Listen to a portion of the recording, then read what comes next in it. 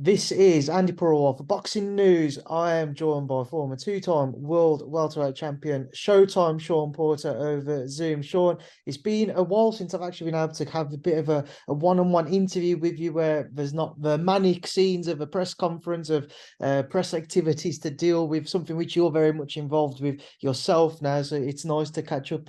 How's life treating you over there in the States? Life has been great for me. Retirement has been amazing. I'm not even retired because I'm working so much all day, every day. But it's where I come from. It's what I know. So I deal with it and I take it in stride. Obviously, it's not something that we've had the chance to speak about, kind of life in retirement, since you took that upon yourself, Shawn, to step away from the ring. When you Yeah. initially stepped away, did you ever wonder what are you going to do to fill the void of actually professionally competing?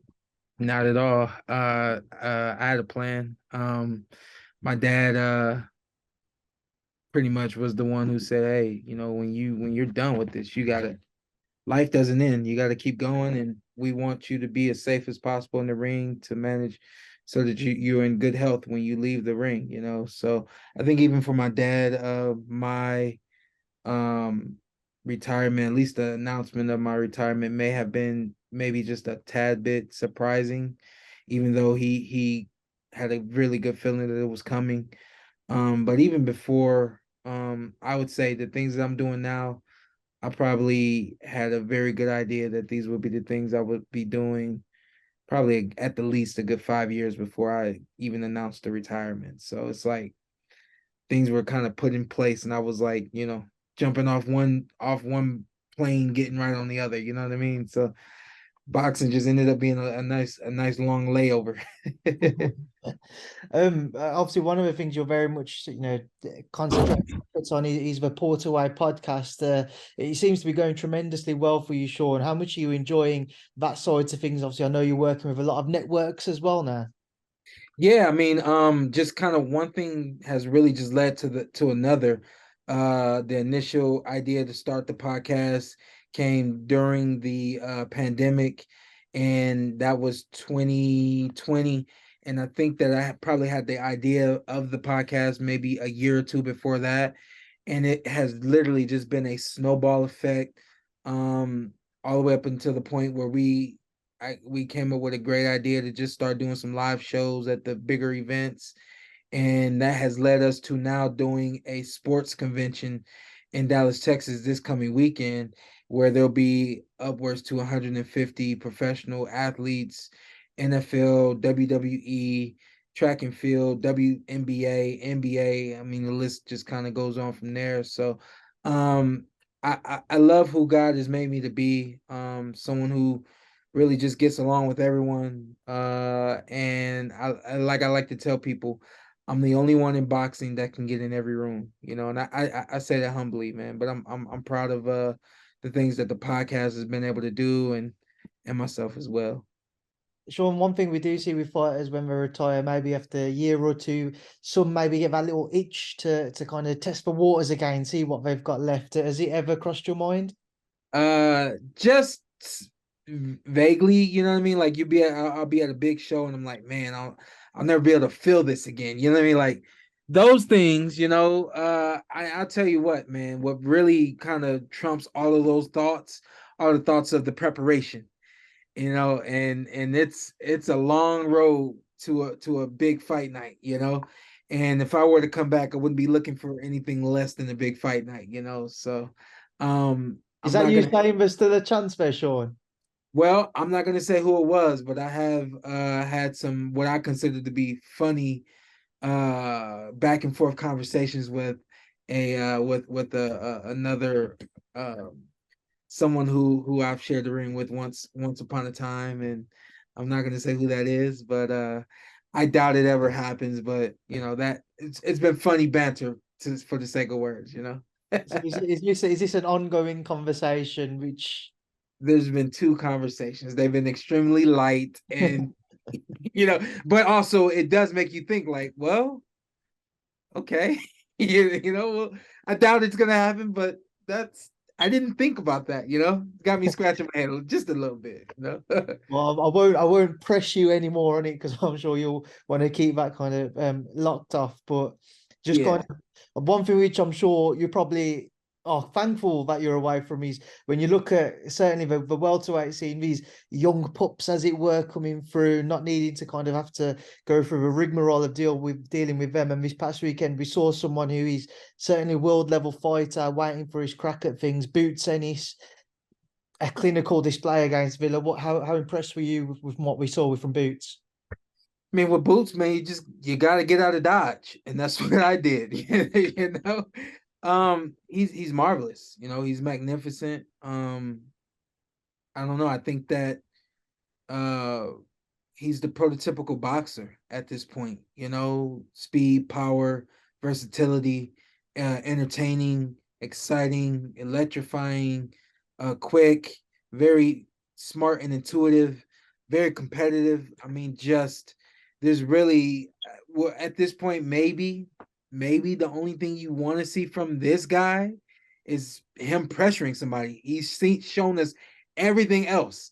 The only thing we haven't seen from Boots is a Joe Frazier type of style.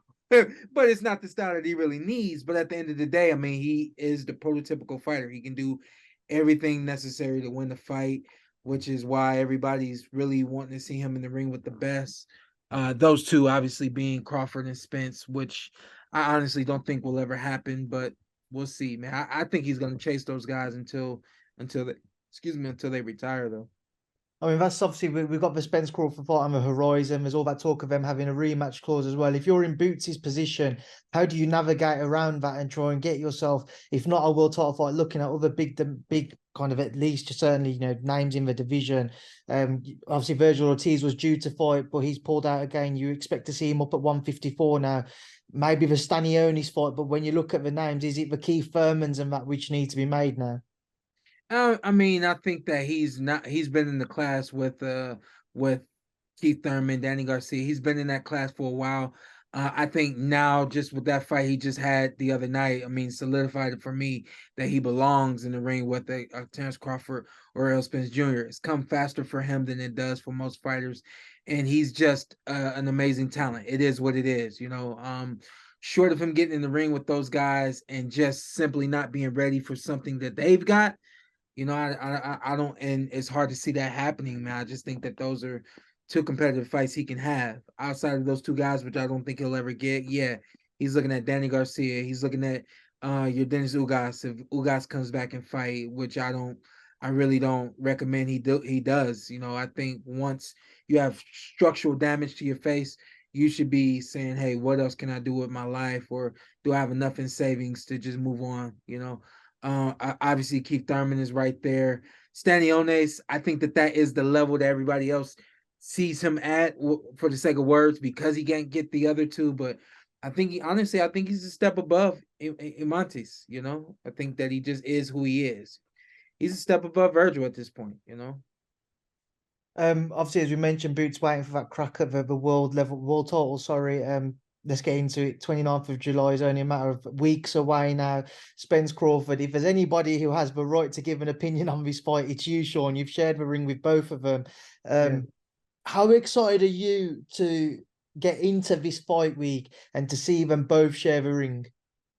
I'm excited for fight night. I think that I hope that there's a bit of a circus feeling around the town week of. I hope that there's a lot of events going on that people can come be a part of, see more ways to promote and expose this fight.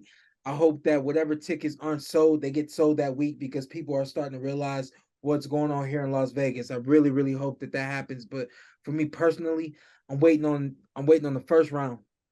And I'm really waiting on, after that, I'll be waiting on the second round. And then after that, I'll be waiting on the third round. The reason why I say that is because I think the first round, we're going to see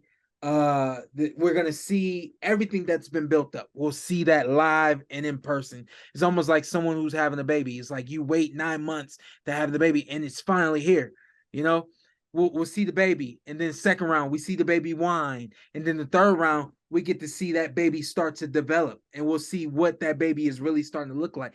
I think after 3 rounds, maybe 4, we'll have a really good understanding of how the rest of the fight's going to look. Do you think then, Sean, especially going off what you're saying there, this could be the first fight for both men where, especially in those initial stages, because there's so much at stake, because they've been so confident that they will have the hands raised, the nerves will be on show, certainly in the early stages of this fight, because the entire, not just boxing world, the entire world will be tuning in to watch these two top level fighters competing. Yeah. I'm sorry, I didn't hear the Will question. the nerves be on show for the both for the pair of them? For the fighters? Yeah. I just don't. Neither of them are they're not nervous people for the sake of words. And what I mean by that is they prepare so well for combat that once the bullets start flying, they're very, very calm and they're able to think. You know, some fighters it takes a round or two for that to kind of pass. For them, it's just I think it's gonna be more so just read and react, what's going on, what's happening. And if I would and I'll say this, I think it will be in Errol's best interest for him to come out and let the bullets fly. Fight your fight and don't sit back at all and allow Terrence to think. I think Terrence needs a little bit of space, and that little bit of space that he gets allows him to calculate and think and find and things like that. And I think that for Terrence, he's got to use his jab and he's got to keep that space, feint, and just keep moving and don't allow Errol to get confident and comfortable with that forward pressure that he brings. You know, I mean, at the end of the day, man, we got two dictators in the ring that want to be the commander in chief all night long. And so I think it's going to be really, really interesting to see how the fight just opens up and develops, you know. But I think the first round, it's hard to really see how that first round goes. I think it obviously goes one or two ways. Either both guys are thinking or Errol is on the move and Terrence is trying to read and react, you know. Sean, if there's one trait you could pick from either man, which you think will be their biggest asset on the night, what do you think it will be from both sides? Errol Spence, pressure and body work. And I don't mean pressure with necessarily punches, but pressure with keeping the hands up and staying right there in Terrence's staying right there in his range, you know. And for Terrence, I think that maybe that one key for Terrence might be I think body attack is really important for both fighters, but for Terrence, I would say punching between but in between Errol's punches, you know. Errol does not punch where every punch is not meant to hurt. Every punch is not meant to land for Errol.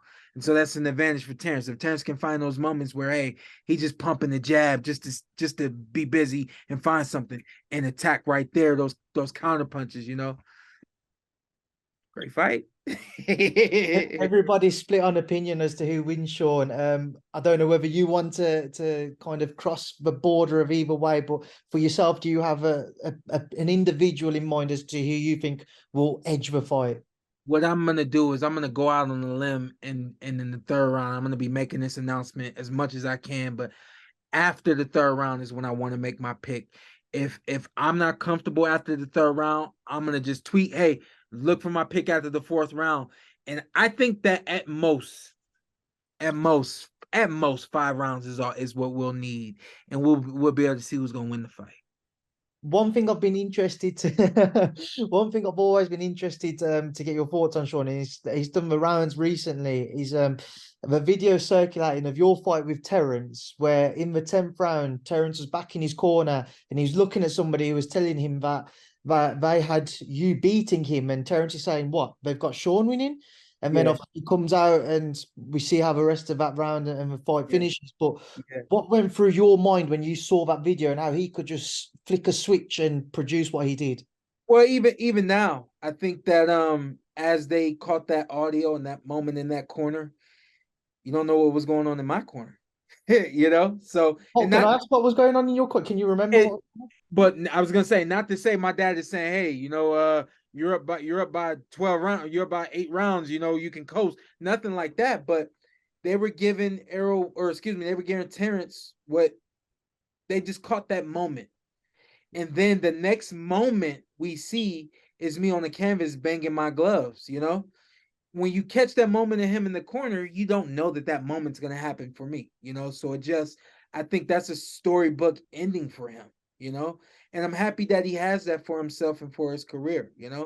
It's a great story that can be told. I truly don't think, and I don't think that if you watch that round, you don't really see him turn it up or anything like that. What you truly see is a punch land, and the fight just ends up being what it was. But at the end of the day, man, that really truly is. It's a storybook moment for him, or it's a storytell moment for him within the fight, where he realizes, or they tell him that he's down, and then just so happens that I have a moment right after that and becomes a great story for him.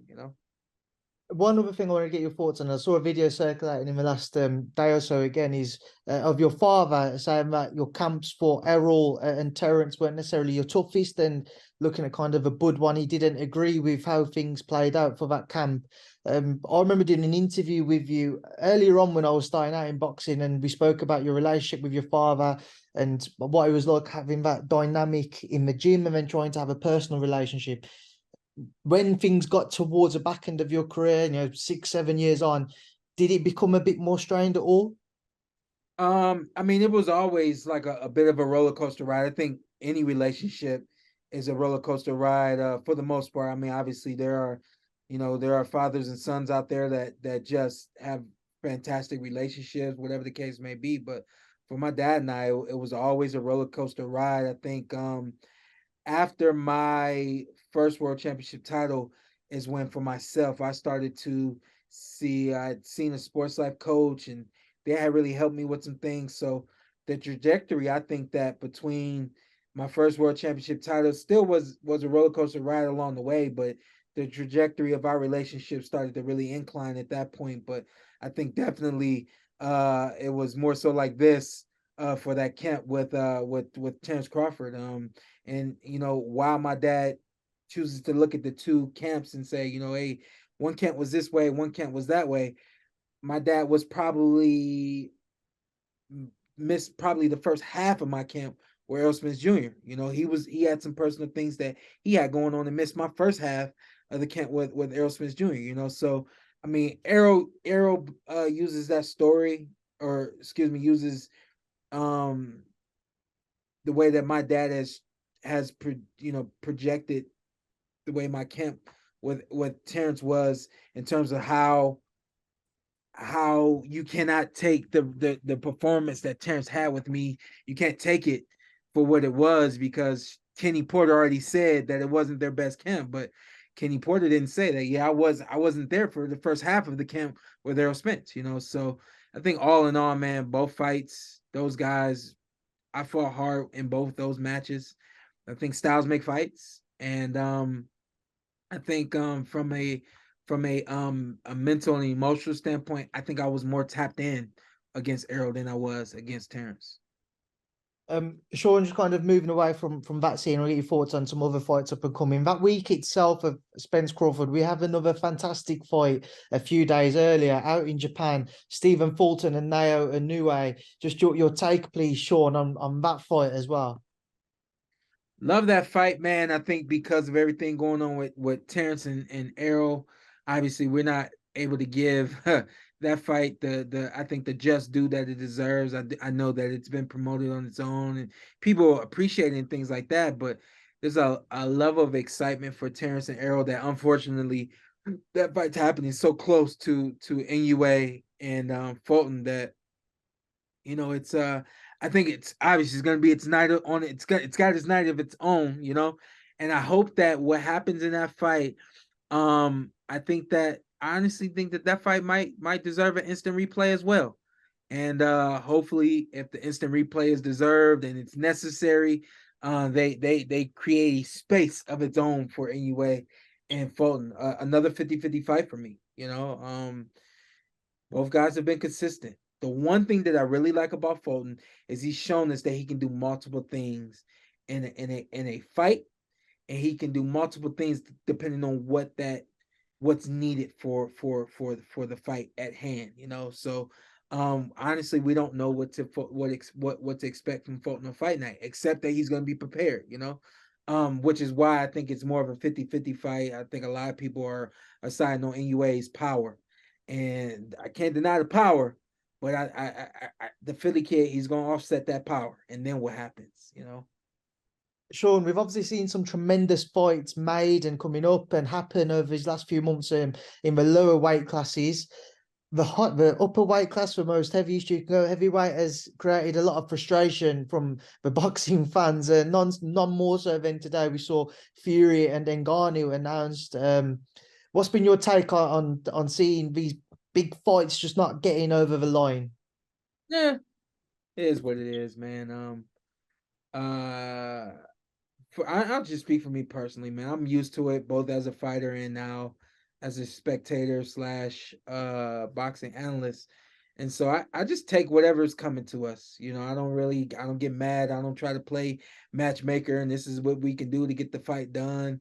I just look forward to the fights that are coming, and I do the best I can to help promote them and support them. Do you hold an interest in Fury and Ngannou?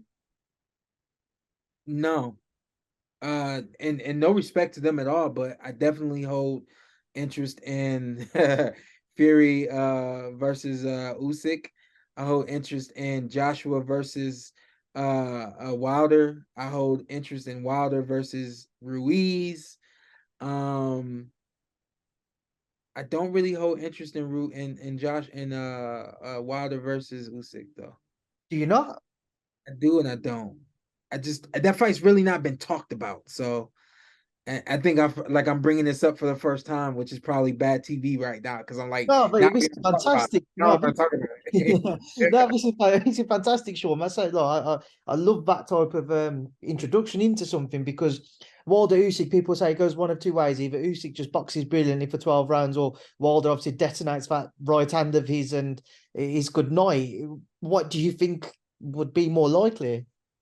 Which would be more likely of Wilder to land that one shot or Usyk to outbox him for the 12? boxing tonight? Wilder landing a punch. What do you think that's a better chance than Usyk outboxing? Wilder's better now than he's ever been, which is it's crazy to say that I'm 35. Wilder's probably 37, 38. To be better at 38, 37, 38 is it truly is ridiculous at this point, because everything that he's had to this point was just, God-given ability. And now he's really been able to work on that and make it better. So we could very well, if he wanted to, obviously he's on record for saying he doesn't, but if he wanted to, he more than likely could fight into his mid-40s. Early 40s at the least, 42 at the least.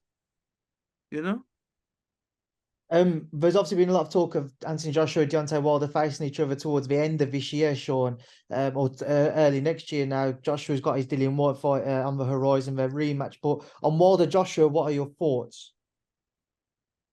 I think because I know we got Joshua and Dillian White. yeah, Dillian next, Joshua and White next. And I think that that's a great smart fight for Joshua. One thing that I know people don't truly like, but you just have to start learning how to appreciate it. When you don't see big name against big name, oh well. You got one big name. It's great to see where he's at right now in his career. It's great to see the improvements he's made since he's joined forces with Derek James. It's great that they get an opportunity to work together on fight night again. And again, like you get an opportunity for you to be in front of fans, you know what I mean? In front of people, appreciate the fact that he's getting in the ring and performing and not waiting 8 to 10 months on the perfect fight. So we get White and Joshua, which I truly like. I think it's a safe fight for Joshua, at least we expect it to be. And we get to see who Joshua is now. I thought that Joshua looked good in his last fight, and I'm looking forward to that. But I think that I'll have a better gauge on who wins between Joshua and Wilder after this next fight. And at the least, because I really don't like making picks, I'll be able to say what I think that fight's going to look like, you know? It's an interesting point you made there, Sean. You said that you felt that AJ looked good against Jermaine Franklin. He actually had a lot of critics from that performance because going into it, a lot of people expected to see him return to that explosive style, which we haven't quite seen for a few fights now of his. What for you impressed you from that performance? Just he looked composed, and he used his jab. And I think one thing that really goes under the radar is when you see a fighter's game plan come out right there in front of you, and then it's executed to the T. I wasn't in camp. No, I didn't talk to them before the fight. I didn't get notes on what the game plan was, but when I look into a fighter's eyes and I can see that they're thinking and they're looking and they take those moments and they're not taking any more moments, I see the game plan and I respect the fact that he came into the ring with a game plan. He executed it to the T, and they went home and they get a chance to work on it some more and come back to the ring even sharper. Just the final things I just want to touch on is I want to touch on a couple of the lower weights. Wait and see what's happening with Devin Haney. Eddie Hearn's confident we'll see Devin Haney reach his pro grade next. Shakur-Stevenson's managers have been in touch with the WBC trying to get them to push to order Shakur versus Devin Haney. I just want to get your take on everything that's happening in that lightweight, super lightweight mix. This is yeah, no, I mean it's the division in boxing right now, you know. And I think that we need to start pushing that weight division even more. You know, the guys have been able to do it on their own and for themselves. You know, I think boxing needs to really get behind the 135 division even more, put more money towards it, more promotion towards it, because those guys are really just kind of carrying it right now, man. And I'm excited to see what fights can be made. I think that for Devin Haney, if you can make 135 and you feel confident every single day that the weight's coming off right, that the nutrition's working right, that the workouts are going the way that they're supposed to, that preparation is what it is, go ahead, 135, line up with Shakur, have the greatest fight at 135, then make your way to 140. If not, go on to 140 and do the best you can to take over. I do think that Regis Prograis, that's a hard fight for anybody at 140. Styles make fights. The fight he just had against Zorrilla was just not a great TV fight. It was not a great fight to have at home. And based on what they were able to see Zorrilla doing his last fight was not who he is. And they didn't know that, you know. So their preparation wasn't right. And it was a last minute fight too. Is what it is, man. I told that kid, move forward. Really don't even look at that fight and say, what can I change about my go ahead, man, move forward. You got a great payday, got that fight at home that every fighter wants to have. Now look forward to Devin Haney, look forward to Teofimo Lopez. And best part about it was he didn't look too bad and he didn't look too good, you know. So I'm taking you don't think Teofimo's retired. I forgot that he retired. Just on Devin, if he was to face Shakur, that 135 fight, what are your thoughts on that? Styles make fights, man. Both those guys have the same style. I think that while we see Devin fight, he fights with more or I could be wrong, but I think his work rate is higher. I think that he fights with more common. He's more of a combination puncher, more consistent with the jab. Man, listen, Shakur ain't no joke, man. Mean as ever, and got the skills to back that up. I saw Shakur train, and I saw him training exactly what I've seen in fights, and he is special. And this is what I was defining special the other day for somebody. I said, special is when you can't put your finger on what it is that somebody does, and then when it's happening right there in front of you, you're just like, see, it's happening. I don't know how it's happening, but it's happening. That's what special is, man. Special is that thing that you can't really, you know, put a laser point to it and say, see that right there, that's what he does that makes him special. Obviously, we can look at him having this defensive style culminated with that counter punching ability, but then he's mean and he can step forward and he can come get you if he needs to. But he's got an eye. He's got two eyes in his head that can see what somebody's gonna do before they do it. And that's what makes him really, really special. It's like he's been there before. And I really like that about Shakur Stevenson. So it's a 50-50 fight to me. Sean, Canelo, Charlo. Can Jamel step up 2 weights and upset those odds? I don't think so. I think if he were able to, and if he were able to beat Canelo, I think this is probably the best time for him to get in the ring with Canelo. I'm on record for saying that I don't think Canelo is who he was 3 years ago, 3 years plus ago, which how many of us are. Time goes and it is what it is. But I think that even being a B plus fighter, I think that gets the job done against Jamel Charlo, who is really one dimensional, a killer right hand, not much before it and not much after it, and I think you need more than that to beat Canelo Alvarez. And one in a very lower weight, Bam Rodriguez and Sonny Edwards. Bam. Let me say this about Sonny, man. I think I've had the chance to see Sonny fight twice. And the first time I met Sonny was when I came over when Errol Spence fought Kell Brook. And I had the chance to meet Sonny. We spent a little bit of time together. Told me his name was Showtime. Been a fan ever since. And I've only been able to see him like once since we met way back then, So I'm always on Sonny's side, man, no matter who he's in the ring with.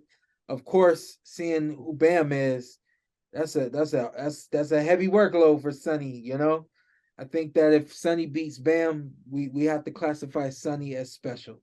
Do I think Sonny's special? And especially with only having 2 opportunities to see him, I can't give him special yet, So, but we've seen who Bam is. Bam Rodriguez is a fun, tenacious, a competitive, action-packed guy, So this gonna be a heavy night for Showtime, but I'm on his side. And Sean, just one fight I want to put to you. We're waiting to see what's going to be happening with Conor Benn. He had his meetings this week with UKAD and with the British Boxing Board of Control. His hearings, that is. I know in the past I've asked you if there'd be any chance of you entertaining a fight with him. I know you're obviously retired now, but knowing you've had a couple of discussions about a past opponent you shared a ring with, if Conor or if Eddie Hearn was to reach out to try and make a fight with yourself and Conor Benn, would you entertain it still, or? No, those days are over for me. At one point in time, I did, as you just said, I did entertain it, but those days are over for me, man. I'm busy. No, you're busy, but it's always a pleasure to catch up with you, Sean. I appreciate your time. It's been a pleasure to do this. I'll catch you out there in Vegas for Spence-Crawford. Stay safe. Pass on my best to your family, and thank you for speaking to me. Talk to you soon, man. Thank you.